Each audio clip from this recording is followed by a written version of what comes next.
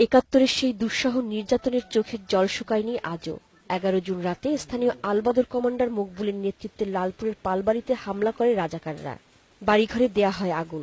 নারায়ণচন্দ্র সহ শিপাড়ার 10 বাসিন্দাকে তুলে নিয়ে যায় তারা, জানালেন নারায়ণের ছেলে গণেশ চন্দ্র দে।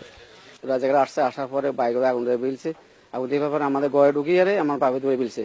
ধরার পরে আমি আমার বাপের লুঙ্গি হিসেবে ধরে ফেলছি। আমার বাপে কোথায় নিয়ে এসেছেন, আমার বাপে কোথায় পাইছেন, তো আমার বাপে আমার ধরছে। ধরার পরে পাঞ্জাবে আমার ধাক্কা মারি ফেলাই দিয়েছে। আমার মা নিয়ে এসছে। আসার পরে দেখি বাইরে সমস্ত আগুন, ওই করে একটা আগুন লাগিয়ে দিয়েছে। গেন পাউটা মারি আগুন লাগিয়ে দিয়েছে। তখন আমরা যাবো কোথায়, সবাই পাখি যেতেছে। সেই নৃশংস হত্যাকাণ্ডের বর্ণনা দিলেন প্রত্যক্ষদর্শীরা। সিওবেশনে ওইখানে ওদের হাতে নিজের হাতে গর্ত ঘুমাইছে।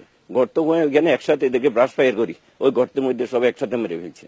আর হত্যাকারীদের দৃষ্টান্তমূলক শাস্তি দাবি করেছেন নিহতদের স্বজনেরা। যারা সেদিনের এই ঘটনার সাথে জড়িত বা তাদেরকে যারা নেতৃত্ব দিয়েছে, তাদেরকে যারা নির্দেশ দিয়েছে এই গণহত্যাটি সংগঠিত করার জন্য, আমি একজন শহীদ পরিবারের সদস্য হিসেবে তাদের দৃষ্টান্তমূলক শাস্তি দাবি করছি।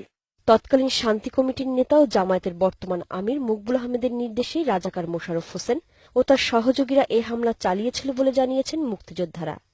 যে মাওলানা মকবুল সাহেব এবং সহ আরো অন্যান্য আউয়াল সাহেব, তোফাজুল সাহেব, আরো অন্যান্যদের রাজাকারদের যদি আইনের আওতায় আনি, তাদের বিচার যদি ত্বরান্বিত করা হয়, তাহলে ফেনী আমরা অনেকটা অভিশাপ মুক্ত হব।